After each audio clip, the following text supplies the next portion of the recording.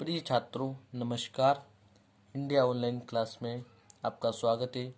आज हम प्रश्नावली 4.3 का प्रश्न क्रमांक 7 हल करेंगे, जिसमें हमें दिया है कि दो संख्याओं के वर्गों का योग, यानी दो संख्या है उनके वर्गों का अंतर है, योग नहीं, अंतर 180 है। उनका अंतर क्या है? 180। छोटी संख्या का वर्ग बड़ी संख्या का 8 गुना है। दोनों संख्या ज्ञात कीजिए।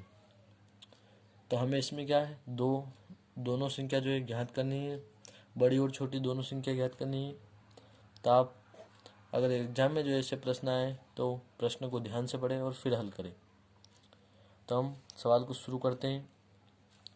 तो सबसे पहले जो है हम मान लेते हैं कि बड़ी संख्या जो है हमारी x है। हम बड़ी संख्या x मान लेते हैं और फिर छोटी संख्या को हम y मान लेते हैं।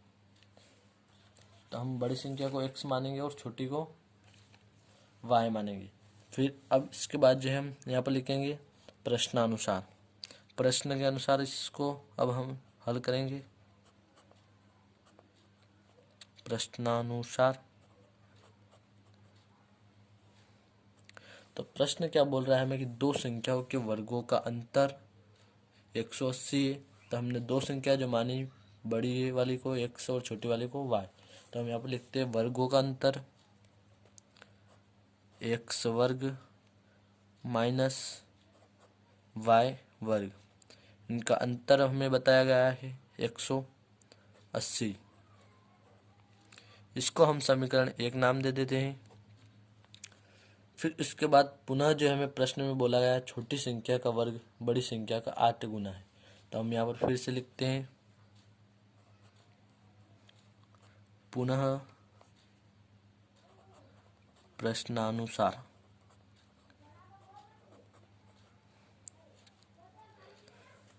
इसमें बोला गया कि छोटी संख्या यानी छोटी संख्या है हमारी y वर्ग बराबर जो है छोटी संख्या का वर्ग बड़ी संख्या का 8 गुना है। यानी छोटी संख्या से जो है बड़ी संख्या 8 गुनी अधिक है। तो हम लिखे हमारी बड़ी संख्या जो है x वर्ग, यानी कि x है जिस पर हमें वर्ग लगाया है 8x वर्ग। इस प्रकार से हम लिखेंगे क्योंकि यह जो है हमारी 8 गुना है, छोटी संख्या से जो 8 गुना है। तो y वर्ग बराबर 8x वर्ग। इसको हम समीकरण 2 नाम दे देते हैं। इसका मान जो है हम y वर्ग के स्थान पर यहाँ पर रख सकते हैं 8x वर्ग का। तो हम फिर यहाँ पर जो लिखते हैं y वर्ग का मान समीकरण 1 में रखने पर, तो हमारा समीकरण 1 जो है x का वर्ग माइनस y का वर्ग बराबर 180, ये हमारा समीकरण 1। अब इसमें जो हम y का मान रखेंगे x वर्ग माइनस y वर्ग के स्थान पर हम 8x वर्ग लिखेंगे। 8x वर्ग बराबर 180 बराबर फिर लगाएं। फिर यहाँ जो है हम 180 को बराबर से इधर लाएंगे। यहाँ पर x वर्ग को जोड़ते हुए लिखेंगे, फिर 8x वर्ग को भी जोड़ते हुए लिख देंगे हम। फिर 180 बराबर से इधर प्लस का है तो बराबर से इधर आएगा, तो हमारा क्या हो जाएगा माइनस का 180 बराबर में हम 0 लगा देते हैं, बराबर 0। अब जो यहाँ पर हम ऐसी दो संख्या ज्ञात करेंगे जिनका गुणा करने पर हमें 180 प्राप्त हो जाए और जोड़ने घटाने पर हमें माइनस का 8 प्राप्त हो। तो हम ज्ञात करते हैं ऐसी दो संख्या। तो ऐसी दो संख्या हो सकती है हमारी 18 और 10, क्योंकि 18 का गुना हम 10 में करेंगे तो हमें 180 प्राप्त हो जाएगा। तो हम मान लेते हैं 180 ज्ञात करना है हमें गुणा करने पर। तो ऐसी दो संख्या हो सकती है हमारे लिए 18 गुणित 10। ये दोनों संख्या जो हमारी हो सकती है, जिसका गुणा करेंगे तो हमें 180 प्राप्त होगा। लेकिन हमें इससे माइनस का 8 भी प्राप्त करना है जोड़ने या घटाने पर। अगर हम 10 को माइनस का रखेंगे तो 8 बचेगा, लेकिन वह प्लस का बचेगा, इसलिए हम 18 को जो है माइनस का रखेंगे, हम 10 को प्लस का रखेंगे। तो माइनस प्लस माइनस ही रहेगा, क्योंकि बड़ी संख्या हमारी 18 जो है माइनस की है, इसलिए। तो हमें यहाँ पर 8 प्राप्त होगा। तो हम ऐसी दो संख्या 18 हो, -18 प्लस 10 ले सकते हैं। तो हम लिख लेते हैं यहाँ पर बराबर एक्स वर्ग -18 एक्स, फिर प्लस का 10x -180 बराबर 0, बराबर। फिर यहाँ जो है हमारे पास 4 पद हो गए, तो हम इन दोनों पदों में से और इन दोनों पदों में से क्या करेंगे, कॉमन निकाल लेते हैं। तो यहाँ पर हम कॉमन निकालेंगे तो x बाहर आ जाएगा हमारा, क्योंकि x दोनों पदों में है। फिर यहाँ पर हमारा बचेगा एक x यहाँ से बाहर आया, तो एक x और यहाँ पर जो है हमारा बचेगा। फिर माइनस का चिन्ह लगाते हैं। फिर यहाँ पर एक x जो बाहर आ गया, तो यहाँ पर हमारा केवल बचेगा 18। फिर प्लस लगाते हैं, क्योंकि संख्या जो है हमारी प्लस की, इसमें से बाहर निकालेंगे हम। यहाँ हमारा x है लेकिन इसमें नहीं है, तो हम यहाँ पर x को जो है बाहर नहीं निकाल सकते हैं, इसलिए हमारा 10 को जो है हम बाहर निकालेंगे, क्योंकि 10 का भाग हमारा 180 में 18 बार चला जाता है। अगर भाग नहीं जाता तो हम इसको भी नहीं निकालते, लेकिन हमारा भाग जा रहा है, इसलिए हम इसको निकालेंगे। प्लस का 10 जो हमारा बाहर आ जाएगा, और यहाँ पर बचा फिर केवल x, क्योंकि 10 जो है इसके साथ में था वो बाहर आ गया। फिर जो है यहाँ पर हमारा माइनस का रहेगा। यहाँ पर 10 का पहाड़ा बोलेंगे, 180 में भाग देंगे 10 का, तो कितनी बार जाएगा, 18 बार। तो यहाँ पर हमारा बचेगा 18 बराबर 0, बराबर। फिर यहाँ पर हम लिख लेते हैं x -18, दोनों को एक बार लिख लेते हैं, या लगाएंगे फिर बीच में x + 10, x + 10। फिर यहाँ पर जो इन दोनों के बराबर में 0 रख देते हैं, यहाँ पर x -18 बराबर 0, या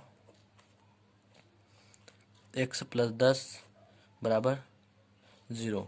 या हमने इसलिए लगाया क्योंकि इन दोनों में से जो हमारा आंसर एक होगा, दोनों हमारे आंसर जो है नहीं हो सकते, इसलिए यहाँ पर x बराबर 18 जो है बराबर से इधर आएगा, तो हमारा माइनस का है प्लस का हो जाएगा, प्लस का 18। या x बराबर 10 जो है प्लस का है, बराबर से इधर आएगा, माइनस का हो जाएगा, माइनस का 10। तो हमें जो x प्राप्त हुआ 18 भी प्राप्त हुआ, और x हमारा माइनस का 10 भी प्राप्त हुआ। लेकिन माइनस का 10 जो है हमारा अमान्य रहेगा। यह है क्योंकि अमान्य इसलिए रहेगा क्योंकि यह एक ऋणात्मक संख्या है, इसलिए हम इसको मान्यता नहीं दे सकते। और प्लस का 18 है, इसको हम मान्य कर सकते हैं। तो यहाँ पर जो हम लिखेंगे, यहाँ x बराबर -10 जो है एक अमान्य संख्या है,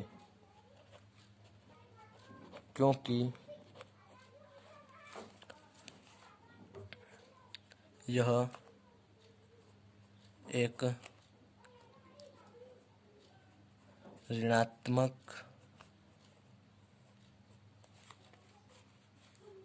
संख्या है। यह अमान्य क्यों है, क्योंकि यह जो है हमारे ऋणात्मक है, माइनस में प्राप्त हुई, इसलिए यह अमान्य है।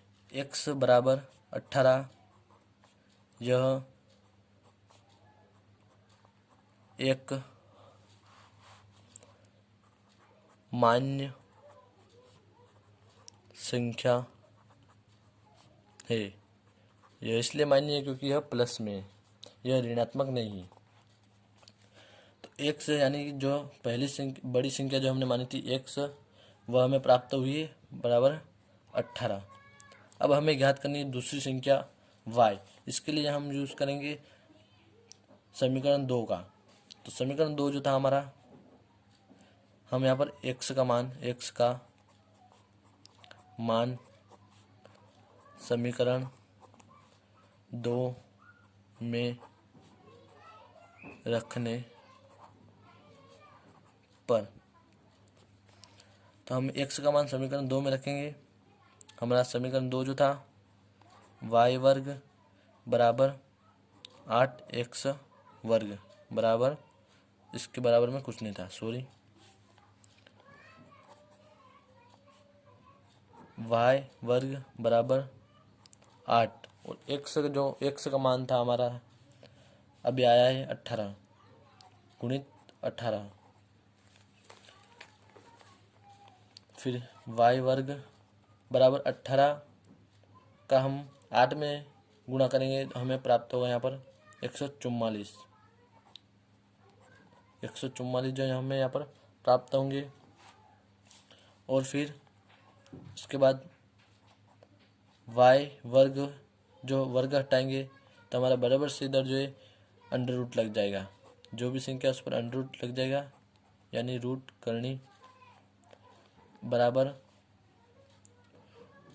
y बराबर y का जो है y बराबर हमारा अंडर रूट 144 है। अगर हम इसको रूट में से बाहर निकालेंगे तो इसका हम वर्गमूल लिखेंगे।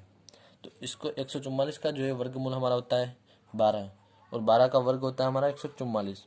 12 हमने इसलिए लिखा है क्योंकि 144 को जो है हमने करनी से बाहर निकाला, इसलिए करनी से बाहर निकालने के लिए किसी भी संख्या को उसका वर्गमूल लिखा जाता है। तो हमने यहाँ पर 144 का वर्गमूल लिख लिया है।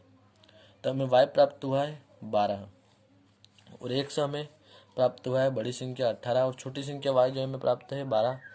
तो आशा करता हूँ दोस्तों आपको सवाल समझ में आ गया होगा। धन्यवाद।